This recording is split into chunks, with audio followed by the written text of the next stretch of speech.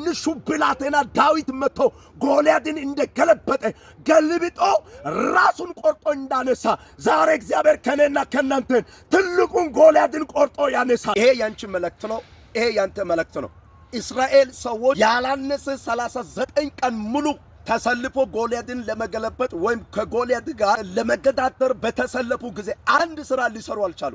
ግን በሰው አይን ያልታየ በሰው ልብ ያልታሰበ ትንሹ ብላቴና ዳዊት መጣና እንደዚህ አለ፣ አንተ በተገዳደርከው በእስራኤል አምላክ ስም ዛሬ ወደ አንተ መጥቻለሁ። እግዚአብሔር ዛሬ አንተን ለኔ አሳልፎ ይሰጣል አለ።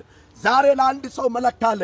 በጌታ በኢየሱስ ክርስቶስ በፊት ለፊታችሁ ሲገዳደር የቆየ ከእናንተ ጋር ሲሳፈጥ የቆየ እግዚአብሔር ጎልያድን ይገለብጣል። ከበረከታችሁ፣ ከምንጫችሁ፣ ከስኬታችሁ፣ ከደስታችሁ፣ ከህይወታችሁ፣ ከዘመናችሁ፣ ከትዳራችሁ እግዚአብሔር ጎልያድን ይገለብጣል። ትንሹ ብላቴና ዳዊት መጥቶ ጎልያድን እንደገለበጠ ገልብጦ ራሱን ቆርጦ እንዳነሳ ዛሬ እግዚአብሔር ከኔና ከናንተ ትልቁን ጎልያድን ቆርጦ ያነሳል።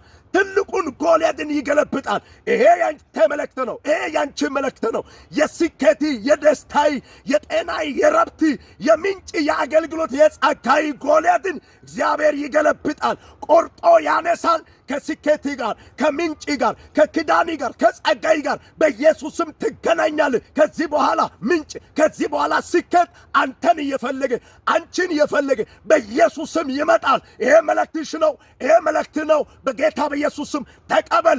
የኔ ነው የሚል ለ10 ሰው ለ20 ሰው ሼር በማድረግ ይሄ ለብዙ ሰው አድርሱ። ኮሜንት ላይ ገብታችሁ አሜን ብላችሁ ተቀበሉ።